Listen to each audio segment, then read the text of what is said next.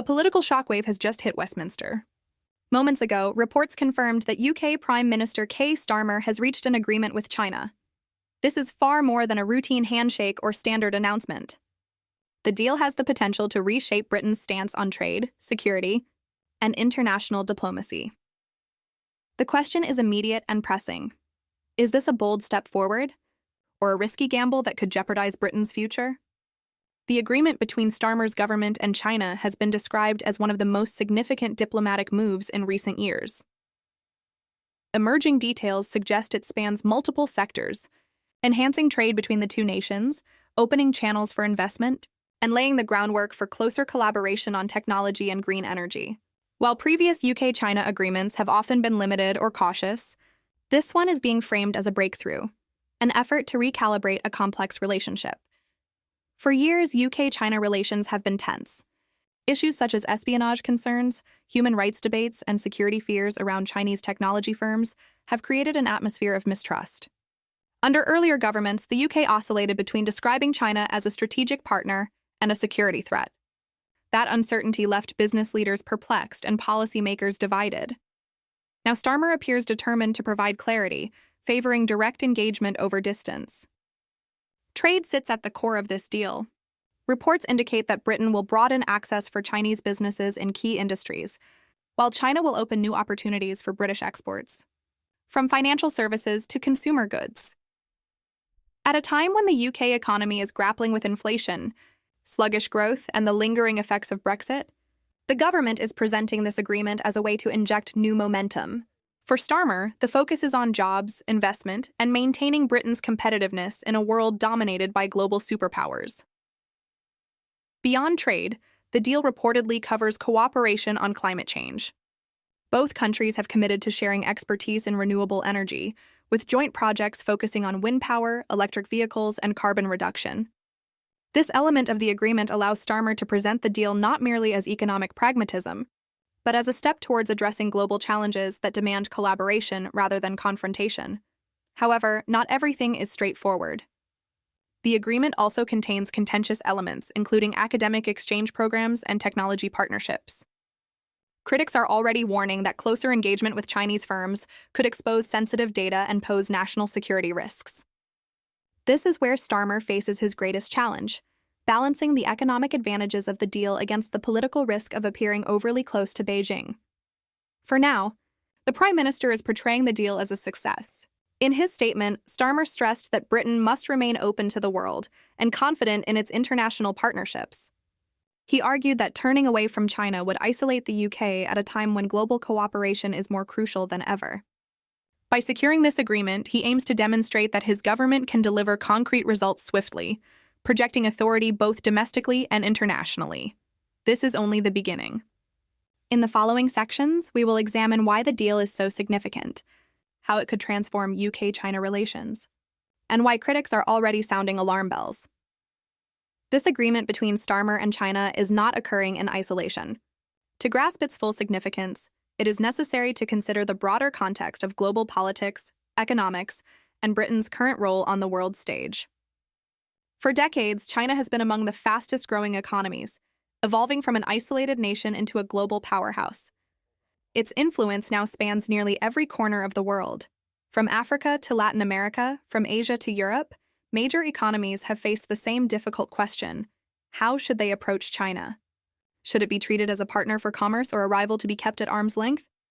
The UK's stance has shifted repeatedly over the years. Under David Cameron and George Osborne, there was talk of a golden era in UK-China relations, with promises of investment in nuclear power, railways, and finance. That optimism, however, quickly evaporated when security concerns over Huawei's involvement in Britain's 5G network made headlines. Since then, successive governments have approached Beijing with caution, sometimes even hostility. Starmer's deal marks a significant shift. It signals that his government is prepared to move away from hesitation and pursue re-engagement. Why? Because Britain is under pressure. The economy has stagnated, businesses are grappling with post-Brexit realities, and trade agreements with other nations have been slow to materialize. By reaching out to China, Starmer is attempting to access one of the world's largest markets for British goods and services. For him, this is not just diplomacy. It is an economic lifeline. but the deal carries implications beyond economics. On the global stage, it reshapes Britain's role. The United States, Britain's closest ally, has adopted an increasingly tough stance on China, describing it as the greatest strategic challenge of our time. By signing this agreement, Starmer risks creating distance between London and Washington. Analysts are already questioning whether it could strain the so-called special relationship, or complicate Britain's position in NATO and future trade negotiations with the US. There is also the European dimension.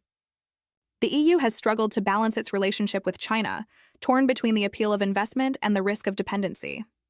With this deal, the UK could either position itself as a bridge between Europe and China, or find itself isolated if Brussels and Washington harden their stance further. In other words, Starmer is betting that engagement with Beijing will enhance Britain's global leverage, but it could just as easily leave him caught between competing powers. Domestically, the deal is significant because it affects everyday life. If successful, it could deliver cheaper goods, stronger exports, and more jobs. Imagine Welsh steel finding new buyers in China, British universities hosting more Chinese students, or small UK businesses finally gaining access to Asia's largest market. These are the tangible benefits Starmer hopes to deliver. But if things go awry, if security risks emerge, or if China exploits the deal for leverage, it could provoke public outrage and political backlash. Human rights add another layer of complexity. Critics argue that closer engagement with China risks overlooking issues such as Hong Kong's freedoms, the treatment of Uyghurs in Xinjiang, and the suppression of dissent. For many voters, values matter as much as trade. By pursuing this agreement, Starmer opens himself to accusations of placing financial gain above moral considerations. This is a dilemma no Western leader has managed to avoid. Timing also plays a crucial role. The deal arrives amid heightened global tensions between the West and China, between democracies and authoritarian regimes, and against the backdrop of conflicts already dominating the headlines. Every step Starmer takes will be scrutinized, not only by Beijing and Washington, but by allies and rivals worldwide. So why does this matter? Because this is not merely a trade agreement. It is a statement about Britain's future direction. Will the UK embrace China as a partner to tackle global challenges such as climate change and economic growth? Or will it later regret drawing closer to a superpower whose ambitions often conflict with Western values? In a single move, Starmer has placed Britain on a new trajectory. It could bring economic renewal and a stronger global voice, or expose the nation to risks that may be difficult to contain. That is why this agreement is more than paperwork. It is a defining test of Britain's leadership in the years ahead. The ink on the deal is barely dry, yet reactions are already pouring in, from Parliament, the press, and capitals around the world. If Section 1 covered what the deal entails and Section 2 examined why it matters, this part focuses on the storm that follows, the supporters, the critics, and the risks that could turn a bold diplomatic gamble into a political crisis. Inside Westminster, the opposition has wasted no time attacking Starmer's move. Conservative MPs argue that he is shortchanging Britain by cozying up to Beijing, a government they accuse of espionage, cyber attacks, and economic manipulation. Some went so far as to claim the Prime Minister has handed over the keys to Britain's future. This language resonates because it taps into long-standing fears of dependency. Concerns that Britain could find itself beholden to a superpower whose values sharply conflict with its own. Labour. Backbenchers are also divided. While some praise the deal as pragmatic and forward-looking, others worry it could damage the party's image. They fear Labour risks alienating voters who prioritize human rights, transparency, and national security. This division within Starmer's own ranks could become a vulnerability if critics gain traction. Beyond Westminster, reactions are equally mixed. Business leaders have welcomed the deal, viewing it as a lifeline at a time when many firms are struggling with inflation and rising supply chain costs. For them, China represents opportunity, cheaper imports, new markets, and potential investment. Yet even within the business community, there are warnings.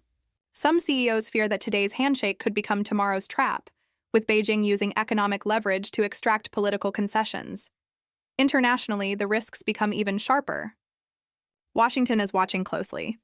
The United States has been urging allies to adopt a tougher stance on China, not a softer one. If Britain appears to be drifting out of step with its closest ally, it could strain the special relationship. The White House will seek reassurances that this deal does not undermine Western unity on security and technology. Meanwhile, Brussels is likely to consider its own response carefully. Some EU leaders may see this as an opportunity to pressure China for more favorable terms of engagement. Others may view it as Britain undercutting European efforts by acting independently. Beyond politics, there are further risks. Security experts have warned that closer collaboration with Chinese companies, particularly in technology, could expose Britain to espionage or surveillance threats. The country has already witnessed heated debates over Huawei and 5G networks. Now, similar controversies could emerge over data sharing, research partnerships, or energy projects involving Chinese firms. Critics ask, is Britain trading short-term economic gain for long-term vulnerability? Public opinion presents another challenge. Deals with China are not just policy decisions. They are also about perception. Many citizens remain wary of Beijing's global influence, especially after years of headlines covering censorship, crackdowns, and human rights abuses. If voters perceive this agreement as Britain turning a blind eye to these issues, Starmer could face backlash not only from opponents, but also from his own supporters. In the age of social media, even a single controversy, a leaked document or a security scare, could quickly escalate into a political firestorm. Perhaps the greatest risk is strategic. China is known for playing the long game. While Britain may see this deal as a path to growth and stability, Beijing may view it as a way to deepen its influence, tying Britain closer economically while gradually shaping its political decisions.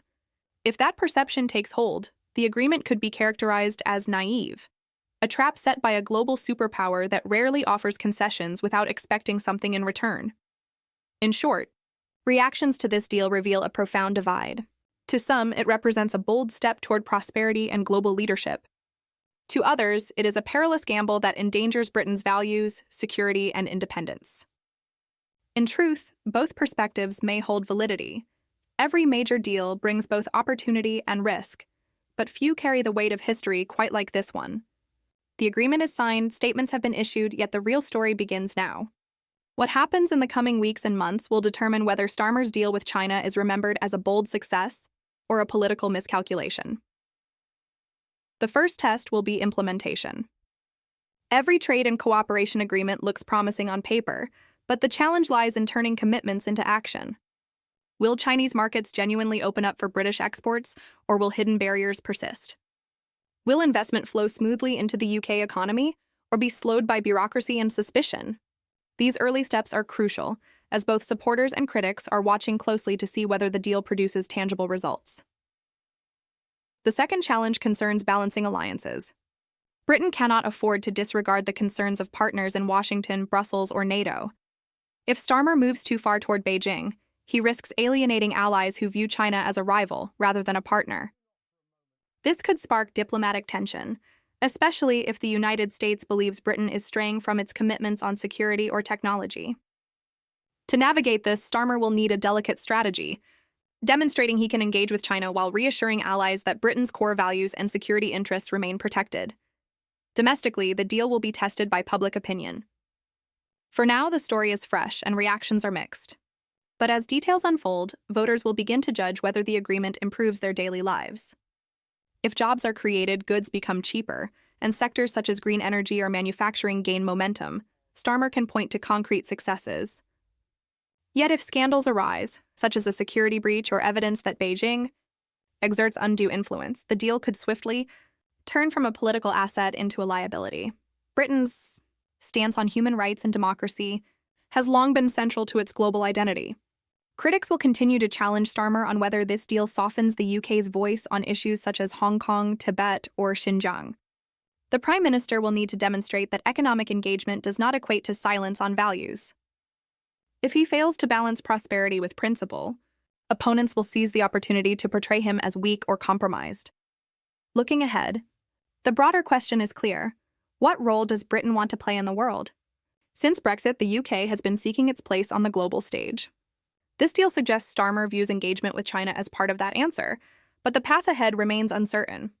It could bolster Britain's economy, positioning the country as a bridge between East and West, or it could expose it to risks that weaken its independence and alliances. For now, what is certain is that the political landscape has shifted. The headlines read, "Deal signed." Yet the deeper reality is that this decision will resonate for years to come. Every success or setback will be judged against this moment. And so we return to the question with which we began. Is this the bold step that secures Britain's future in a changing world? Or a perilous gamble that could cost the nation far more than it gains? The answer will not be found in today's headlines, but in tomorrow's outcomes.